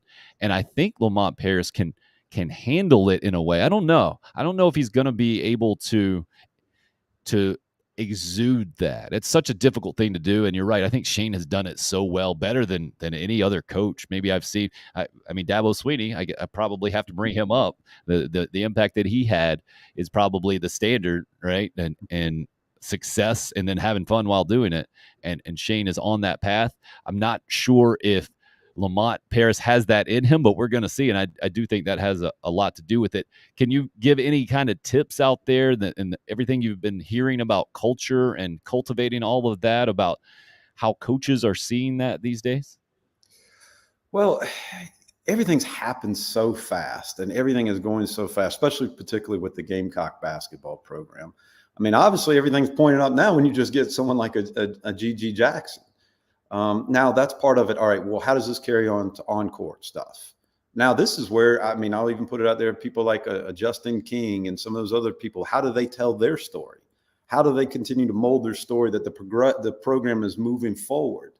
You know, how does that carry on in the recruiting? Like, how does that handle like a guy like Cam Scott over at Lexington High School that a lot of people want, who I think is really, really good? And, you know, some of these other really good players. Do you start to now get players to look at you that maybe you wouldn't have gotten a chance to look at before? But it's, how do you handle, you know, the schedule is set up to win a certain amount of games, but it's, you know, Tim, do you remember the SEC championship season in 1997, how that went? Absolutely. Okay. I mean, do you remember what our record was after 10 games? I'm guessing it was somewhere in the 7-3 range, something like that. Was it even that good? 5-5. Wow. If I'm not mistaken, now maybe I could be wrong. Somebody will Google it and figure out how wrong I am. But it was a bad start with losses to Charleston Southern, and it was another hyphenated school. Things didn't look particularly good. So a basketball season is a big time roller coaster. And when you hit that, when you hit that dip down low, can you bounce back up? So that team may face that this year. I'm hoping that they can, you know, you see just progression as the season goes along. And then, of course, you just never know, what is the health situation going to be like? Are they going to be healthy? That could always change how things go, positively, negatively. You know, so I'm just going to be excited to see, you know, how Coach Paris handles it. You know, how does the players handle it? How does the new staff handle it? And when I mean staff, it's now literally, it's not just about the coaches. It's about the support staff. What do they do on social media? I saw where South Carolina just released Gamecock Plus, where you're able to tell more stories. You know, is this something where, you know, can we get behind these guys more? Maybe some of these guys have got more stories we don't know about, and we can gravitate. We're able to see the development of the program. And I think that's what people see, the development of a Gamecock football program and like it. You know, when you win a couple of games that you're probably not supposed to, and you see that you're having fun, contrast that against Will Muschamp when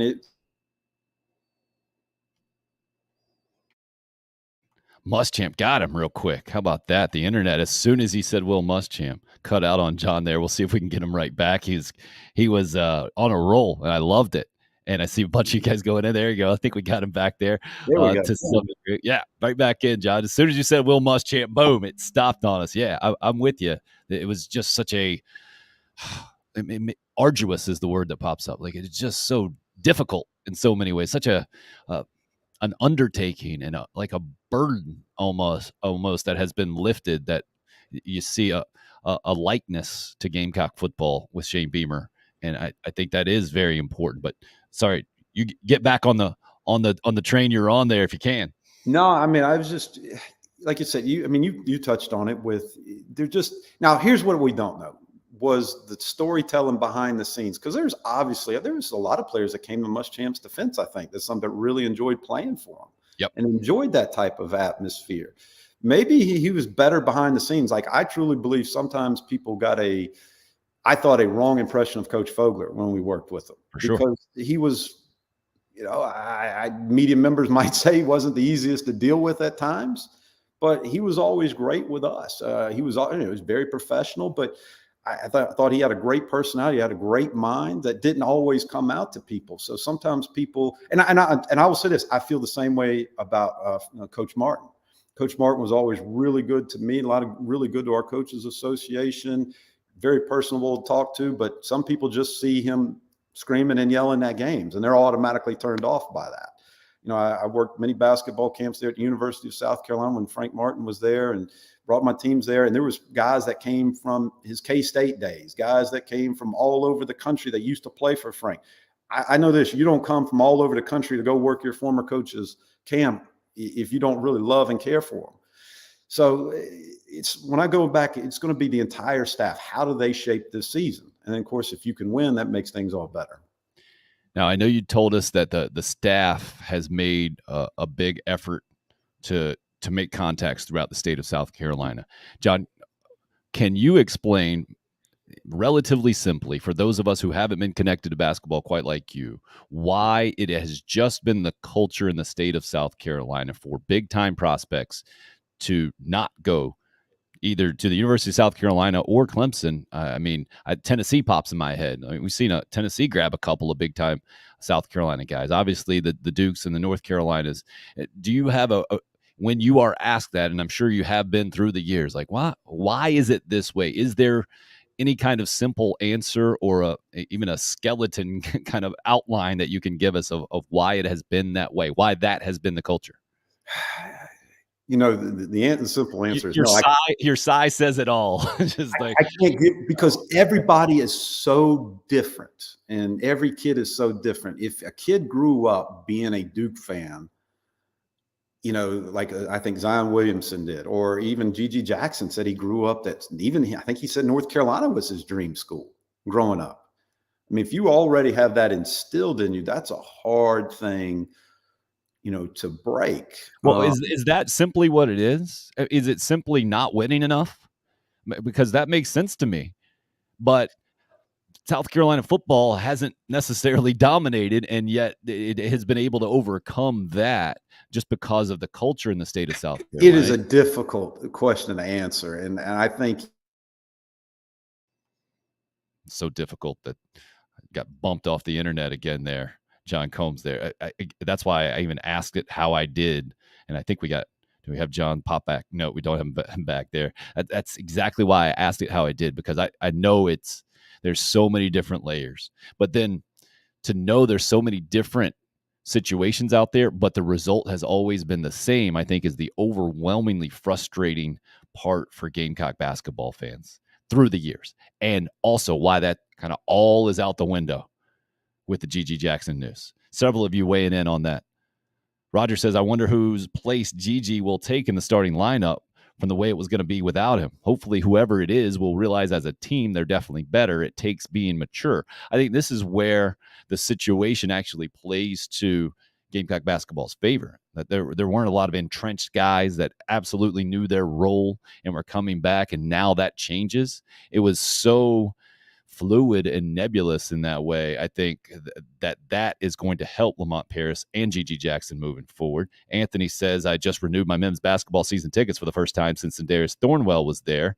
And Roger says, I think you won't see anywhere near the empty seats at the Colonial Life Arena you've been seeing the last few years. It's going to be interesting to see how many season tickets they sell this year. And in that case, RL says, get your kids out to the Colonial Life Arena, get them interested in Gamecock basketball. I think that has a lot to do with it. And I think we got John back. John, how about a final word on that? I know you're saying it's different for every kid, and it's an impossible question to answer in a lot of ways, how the culture has been what it has been in South Carolina. I guess the simple question maybe to get you out with, if we can get a decent connection, is, do you think the Gigi Jackson signing is that significant to now where that reputation can change moving forward in the state of South Carolina? And man, I was really proud of the way I worded that, but unfortunately John's connection just didn't hold out like he kind of figured it would there from home out in Ridgeway. Maybe too many rabbits running by and his dog going nuts. Fortunately, we got another guest to welcome into the program just like that. Smiling, ready to go down in Charleston. Jen, are you joining us from Charleston proper right now? Yes, sir. I am in Charleston. Oh, fantastic. Charleston Gamecock Club president for how long, Jen? I think we're coming up on 8 years. Whoa. Time is kind of blurry the last few years, but that is impressive. Can you tell us what is your favorite part about being the Charleston Gamecock Club president? Let's start there. My favorite part, I think just creating big events that get Gamecocks together, celebrating the same thing. Everybody getting together, celebrating something that I love so much, the Gamecocks, just warms my heart. I've had some fun opportunities over the years to meet different players and coaches, which is always fun. But I really like creating an environment where everybody's cheering for the same thing, and it's something that I love. Nice. And how did you come to love the Gamecocks? I always like to get the backstories for fans of whoever they're fans of. Like for me, my dad went to the University of South Carolina, so I grew up getting the junior Gamecock Club stuff, and he just handed that to me, and that's just the way it was in my house. And my 2-year-old's already, that's one of the things he says these days is the Go Gamecocks, because that's what's in our house. What about you? Perfect. Raise them right. Yeah, I have no cool backstory like that. I actually grew up in Northern Virginia, and college sports weren't huge up there. And when I was in high school, I decided I wanted to be a marine biologist, and no schools in Virginia offered marine biology for undergrads. So they had a program worked out with the University of South Carolina, Coastal Carolina, and a couple other random schools that if you went there, studied marine biology, you could pay in-state tuition. So my dad was fully on board with that, and went and visited South Carolina, fell in love with the big school, the city, sports, stuff like that. And I think there's something in the water on campus, but as soon as I was there, that was it. And I've been hooked ever since, and dragged my husband into it, and you know, here for life. Did you get through the marine biology program? I did. I was actually a marine biologist for almost 20 years. I lost my job during COVID and had to pivot a little bit, but I had the pleasure of working at a couple different aquariums with lots of fun animals and living out the marine biology dream. Oh, that's awesome. I'm so pathetic. The only thing I can think of is like George Costanza and Kramer, and then talking about it, Seinfeld, marine biologist. And I get that a lot. I actually saw a couple memes about that yesterday. Sorry about that. Okay. So now you guys are preparing for your big event, August 12th. Is that when it's going down? Yes, August 12th, it's going down. We have been kind of become known for this event, and people have been bothering me the last few years. Why haven't we been doing it? And we are back. I'm going to call it our annual football season kickoff party again. It's out at the beautiful Cotton Dock at Boone Hall Plantation, one of the most beautiful venues in town, right on the water. It is an all-inclusive ticket. It's open bar, catered by one of my favorite places in town, Home Team Barbecue. They're bringing out all the good stuff for the party. We'll have a DJ. We've got a couple guest speakers coming. We've got Chance Miller, the deputy athletic director, Ray Tanner's number 2. He's going to come down. And then also Justin King, the man behind all the awesome videos that we're obsessed with that you see on social media and in the stadiums. I know I'm really excited to speak to him and just hear about all the stuff, especially with the Gamecock Plus announcement yesterday. I'm super interested to hear from him. We also do a live and silent auction We've got some sweet stuff this year. We've got tickets to all the football games to give away, or not give away, sorry, auction off. We've got a Loge suite for the Georgia game, which is 4 tickets in one of the cool new boxes that they have. Passes to be on the field for 2001 at the Tennessee game, some local artwork, all kinds of good stuff. It's really just a big party, excuse to get excited and ready for football season. And you mentioned that you've done this before, but have you ever felt it kind of build up like it's built up here in the last few weeks? I know Shane Beamer has talked about the enthusiasm and the energy. From where I sit, I've been telling people this football season, I can't remember the last time I've looked forward to a football season quite like this one. You getting that same kind of vibe? Yeah, definitely. There's definitely an excitement this year that we haven't seen in a few years. I mean, people are always excited. We always have hope, right? But this year, I think it's just a different level, and it's at an all-time high for sure. It's actually super fun to see. That should help the party environment, I'm guessing, big time. Yep. She's Jen Krizan, Charleston Gamecock Club president. If you guys are interested in finding out more information about the event, interested in being a sponsor of the event, just hit her up at the email address at the bottom of the screen there, charlestongamecockclub@gmail.com. Jen, I'm interested in more of your takes on the Gamecocks. Okay. Mine. All right. So let's start with the quarterback situation and Spencer Rattler. How do you feel? What are you thinking about Spencer Rattler specifically? I think that I can't feel anything but excited. I historically am very hard on quarterbacks. I don't know. I guess I expect a lot from them, and this is the first time in my Gamecock life, and I'm getting up there, but that I've ever been excited, and like I can't wait to see him step on the field. I came to the spring game, and I was excited about that. Like the spring game is a glorified practice, but I was so excited just to see him on the field. Like a prospect like that is not something that we've ever seen, at least not in my time as a Gamecock. And just people are talking about us. I get texts from people that I haven't talked to in years. They're like, "Oh, Spencer Rattler. Oh, Gigi Jackson." I'm like, the Gamecocks are on the rise as a whole, and it's just so exciting. Spencer Rattler and Russell Wilson exchanging tweets yesterday. How about I saw that. Russell Wilson is always my quarterback for fantasy football, so that was awesome. So who's that? Is Connor Shaw, I assume, at the top of your list then from the Gamecock quarterback standpoint? Who you got? I mean, I definitely appreciate everything he did for Carolina, but I mean, he didn't have that hype that I feel like Spencer Rattler has, and that is just a cool thing to be involved with. I feel like all the other SEC programs have these hype players, and we never really have them. I think that's fair, especially at the quarterback position. And the stat is Todd Ellis is still the last guy to get drafted. And that was 1989, I think, from a Gamecock quarterback standpoint. I think Spencer Rattler is going to he's likely to break that mold, but there's still a lot of football to be played, and it's a massive question mark in the whole thing. What else besides Spencer Rattler might be kind of at the top of your list right now of what you're excited about for Gamecock football? I'm excited to see all the people that transferred in, like Rucker and Stogner. I'm excited to see those guys fit in and how they fit in and hopefully help immediately.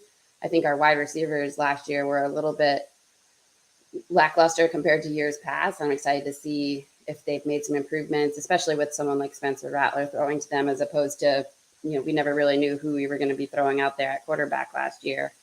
I'm excited to see our defense, see if they can build off of the great season they had last year, and I'm excited to see the new lights in Williams-Brice. Oh, how about that? Yeah, the LED presentation, game number 1 with Sean Elliott coming in with Georgia State, the 7:30 game. I think it's going to be a tremendous environment. I think there's everything you hit on there. I talked about a couple of those things yesterday. So I'm interested in what do you have a number in mind? It's always a numbers game from expectation standpoint. 7-6 last year after 2-8. Do you have a number that you feel like this team has to hit for you to feel good about it? I don't want to put too much pressure on them, but I want more than 7-6. Okay. I think that's very fair. What my point was, I think it was yesterday I was yapping about reasonable expectations, how Gamecock fans, I think, 7 wins in the regular season, which would be better than last year's 6, is probably right where a lot of people are, maybe even 6, but more reasonable to expect from Carolina is offensive improvement. Last year's offense wasn't very good. You mentioned the wide receivers. You mentioned the quarterback position now. I think if Gamecock fans, if you see that, I think you're going to feel pretty good about the program moving forward, even if the wins don't necessarily increase how you want them to. Because, Jen, if you've been watching Gamecock football longer than half a minute, you know how difficult it is to win a bunch of games, and how you can have a better team sometimes from one year to the next, and it just doesn't reflect in the record. Is that fair? Oh, definitely. I mean, look at our schedule. It's the SEC we just beat up on each other every year, and we start off right off the bat at Arkansas. That's a huge test. And then we get Georgia at home, which, I mean, if we're being honest, I'm pretty optimistic about that. They lost a lot of players. I know they're Georgia, and they're just going to reload, but maybe, signature win. That would be a massive signature win for sure. And you never know. Yeah. And the fact that you get it early in the season, it's a noon game in September at Williams-Brice. Maybe that helps even things out. Who knows?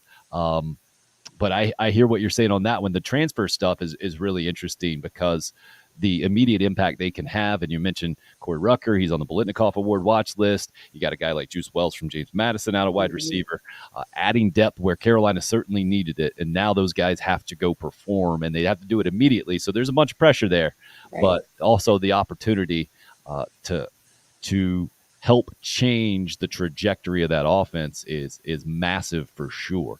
What do you hear most down in Charleston, I guess, is it about Shane Beamer these days? Just that kind of breath of fresh air and energy that he's added to the program off of the Will Muschamp era?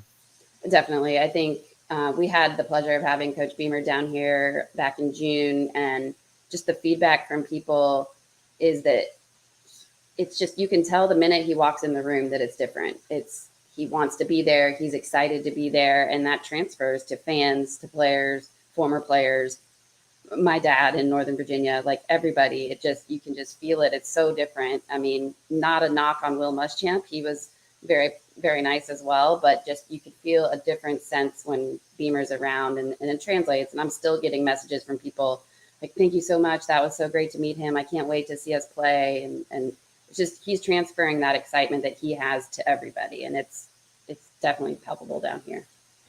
Yeah. And John, my last guest was even talking about how players actually really love Will Muschamp. I mean, guys quit when he got fired. So it was clear that he had some loyalty and he had something as well. But what you just said, I got to think about this more, about how to put it into words, right? It's a feeling that you get when you're around someone without them saying anything. Right.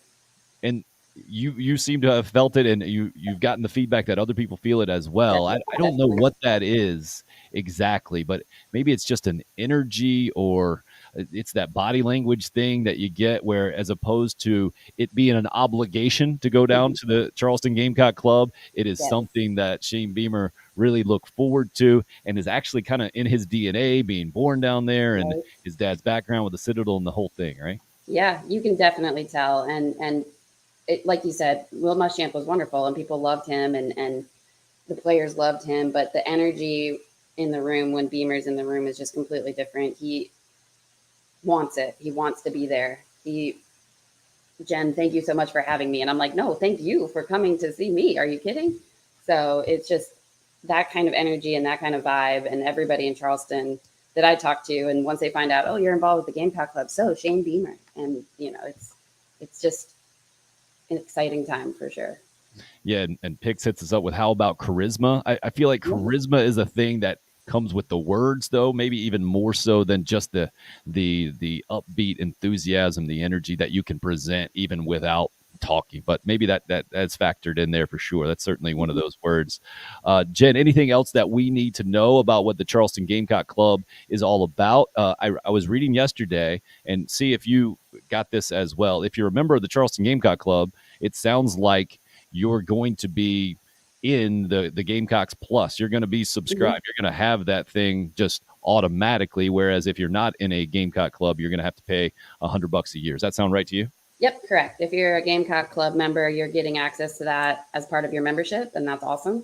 I got an email this morning actually about it. I guess that we're going to get a daily email too with the Gamecock Brew. Kind of cool. Yeah, I got my buddy Dakota Watson is actually going to be in charge of this new thing. He's going to be on with us tomorrow to give us a few more details there. I just want to make sure we're on the same page on that one. We were reading it the same way. Yep. Charleston Gamecock Club, August 12th is the date. Kickoff event, an annual kickoff event now. And that's also what goes into this too, right? The first time you've been able to do this just because of all the COVID stuff? Yeah. The last I think the last time we did it was 2019. Right. And it just wasn't a safe environment and stuff was shut down, whatever. But I feel like this year we're back and we're better than ever. It's a little bit harder than ever to get the event off the ground. Things have changed a lot since 2019, but we're getting there, and I'm excited. We have about 100 tickets left, so Eventbrite if you need a ticket. I do want to say that the money that we raise at these events, it doesn't just like sit around idly. It doesn't go to me, unfortunately, but it does all go back to fund the scholarships for the student athletes. And once those are funded, the money is used for whatever else they need, whether that's a physical therapy, nutrition, help building a new weight room, whatever that is. That's what this money is for. It does have a purpose. Last year we had a really cool opportunity. We had, I don't know if you remember, we hosted the NCAA tournament for the women, the first and second round. Charleston Gamecock Club purchased tickets to make sure that students could go, because students had to purchase tickets for those games. And so that we could maintain that environment, we went ahead and funded that. We bought all the tickets for the first and second round for the students so that we could make sure the women had the environment that they were accustomed to. So these events are a big party. They're a lot of fun, but they are a fundraiser at the end of the day. And it goes right back to the student athletes. And that's really the most important thing. And again, if you're interested in buying a ticket, you're interested in sponsoring the event, just hit Jen up. The email is charlestongamecockclub@gmail.com. And you can go to their Facebook page as well. You just search Charleston Gamecock Club. It'll pop right up. You'll see all the information there, the sweet pictures of past events that you've had out there. I think Cocky shows up and the whole thing, and you guys will get after it. Jen, I got to make sure you have a plan in place for people who will be enjoying this party maybe a little bit too much at this point now that it's happening for the first time in 3 years, right? You got that all set, ready to go? We've got a couple things. We do have some security for the event. Good. Need that. It is open bar. We do have a golf cart that'll take you back to your car or to your Uber if you need an Uber. There you go. Get that Uber going. We have 2 golf carts that'll be running, taking people back and forth to their Ubers or cars. And I know I have a hotel room in Mount Pleasant for the night. So Smart. Stay safe. Smart move there. You might want to get the security to also be the Gamecock, the golf club, the golf cart drivers there at the same time, or part of that whole deal. I'll see what I can do. That's not a bad plan. Anything else that I have not mentioned that you'd like to get out there to everybody? Again, August 12th is the date for the kickoff party, Facebook group, and the email address, charlestongamecockclub@gmail.com. Yeah, no, that's it. Thank you so much for letting me come on and talk about the event and Charleston Gamecock Club. I really appreciate it. Absolutely. Jen, you're welcome anytime. Great takes, probably way too sophisticated for me to address in a lot of ways. Good luck with the event, and let us know if you ever want to pop back in. You're welcome. Thank you so much. I appreciate it. Absolutely. Jen from down in the Charleston Gamecock Club, been rocking as the president for more than a decade, I think she said. That to me, it hits home in a lot of ways, because I have a sister up in that Northern Virginia area. She lives on the other side in Maryland, but having met so many people who have come down from that DC area and who just were uninitiated with the Gamecocks in their early life, it's foreign to me. But then to kind of hear, like, I consider Jen a relatively new Gamecock fan. That's how old I am. I'm 44. So if you're not sure what the fire ants are, like, in my head, that separates the new from the old, or the Brad Scott era and the whole thing.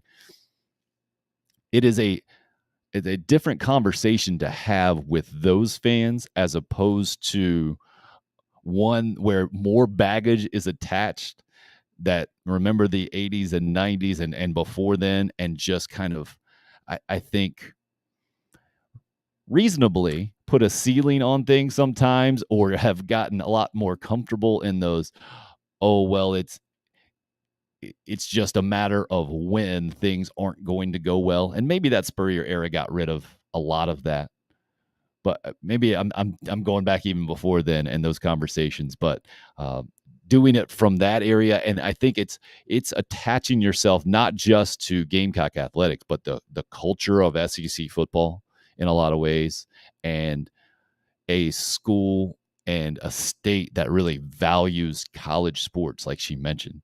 Whereas opposed to up there, it was Washington Redskin football #1 forever, and now I guess you got to call them the Commanders. And then maybe it was the NBA. No, probably never the NBA in that area, but Baltimore Oriole baseball or Washington National baseball, or maybe even the NHL if you get into the Capitals, the whole thing. I know lacrosse is a massive sport, youth sport in those areas, and then even beyond that. But just to hear the appreciation, it is valuable to me to get someone's outside opinion about their appreciation for just the sport, and the passion is probably the correct word around the sport, and just be attracted to that. There's so many people I've talked to that didn't realize SEC football was what it was, and once they got a taste of it, hooked. I mean, completely hooked. And I mean, you see, Jen's the president of the Gamecock Club and has been for a long time in Charleston. There's a lot of work that goes into putting on an event like they're putting on August 12th, and you can't put in all of that work and raise all of that money and do all of that unless you really love it. And man, it's people like her that help continue to make SEC football so special in so many ways. So appreciate her time. And again, Charleston Gamecock Club at gmail.com. If you would like to get tickets, we're 100 or so are left, she mentioned, or if you are interested in helping them to sponsor that event.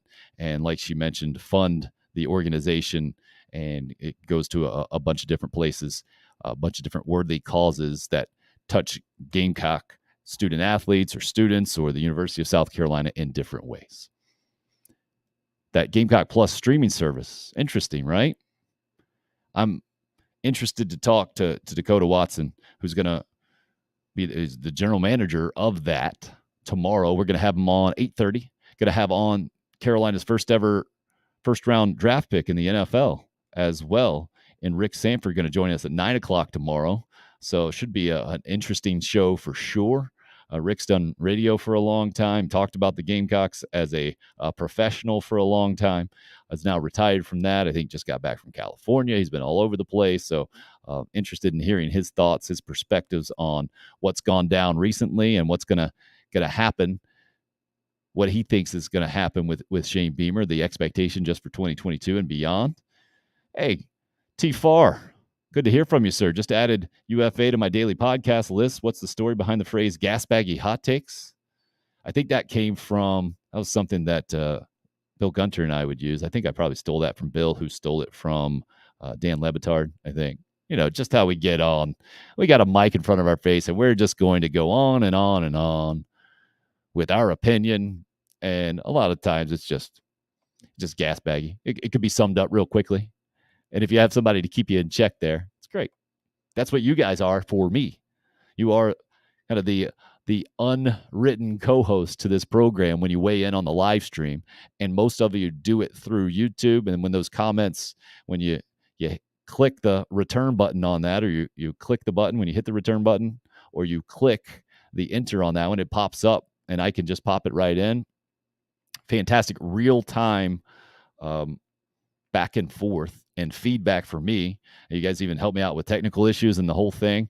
But then love to hear the gas baggy hot takes too. Like, how many games do you expect South Carolina to win in 2022? What I heard from Jen was 7 in the regular season is what she wants to see.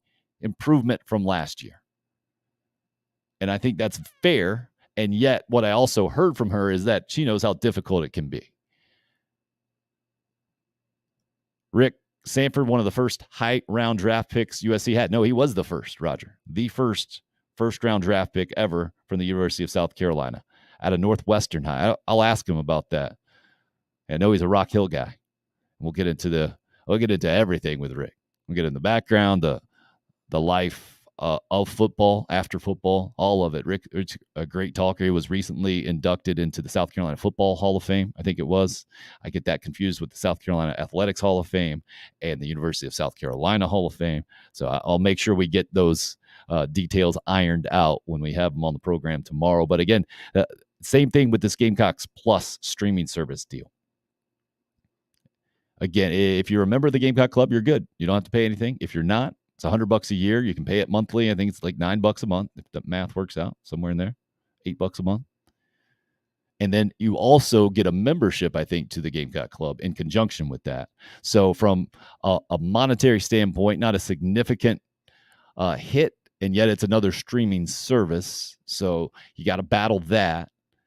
But Jen mentioned it. Like, Justin King is clearly good at his job. And by the way, did you guys see the other college football program that might have to be a rival way at the top of college football, like digital content production? See that yesterday? That was impressive. Notre Dame, well done. If you guys have not seen it yet, go check it out. I guess if you haven't seen the movie, and I think pretty much near everyone has seen The Hangover. I haven't seen it in years. I'm not a rewatch The Hangover kind of guy. That's my go-to movie. I know a lot of people are. I feel like it might be like an age thing, maybe 15 years younger than me. If you are that age, if you're right around 30, that one might be your go-to, where like mine was Dumb and Dumber or Tommy Boy back in the day. Those were the ones that the Adam Sandler, like Happy Gilmore. That's what was those were my comedy go-tos over and over and over. I think about a 15-year gap. Is that half a generation? That it's The Hangover. Well, Notre Dame did a fantastically well done 4-minute video, I think it was.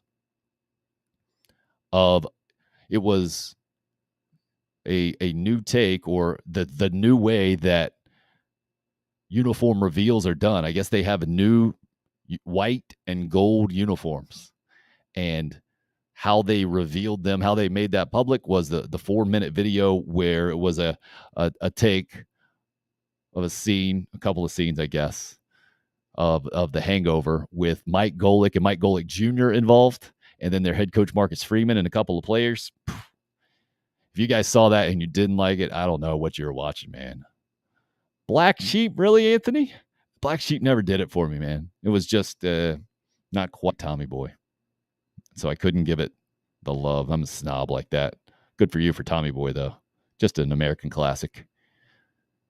But that Notre Dame video, it's one of those where you need to take a few minutes, right?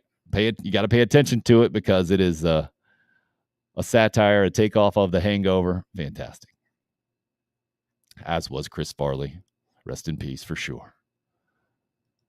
Man, really enjoyed today's program. Again, the headlines that I take away from where we sit today: Eli Drinkwitz, again, improving his stock in my eyes.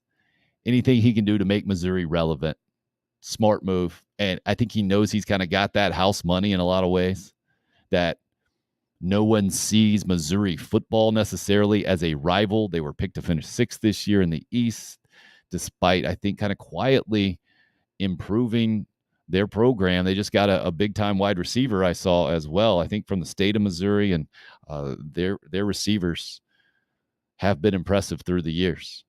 So him going on Jim Rome yesterday and saying, "Oh, I thought you were going to mention my record coming in. I think we're going to get a few more wins now that the Tennessee thing came out. And oh, by the way, yeah, I got to question my wife's commitment to winning now after reading some of those details." That is the way you do it in the SEC.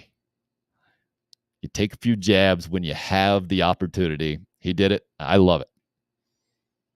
Coastal Carolina quarterback Grayson McCall getting a name, image, and likeness deal with Darlington Raceway.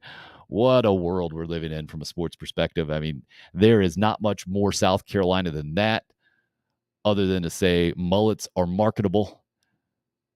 That got me into a story about my 7-year-old recently getting a mullet, and actually he just left. The appointment's at 10:15 to get that all fixed, all worked out, because my wife completely did not accept. She might as well have said, "I see your mullet and I reject it." And I'm now banned forever.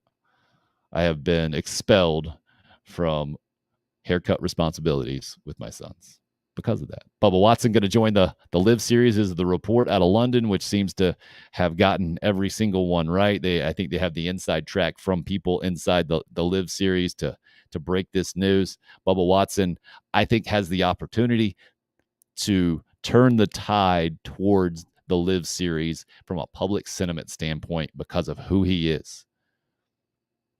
If he comes out and is honest and we feel it and we respect it, he comes out and says, I'm 43 years old.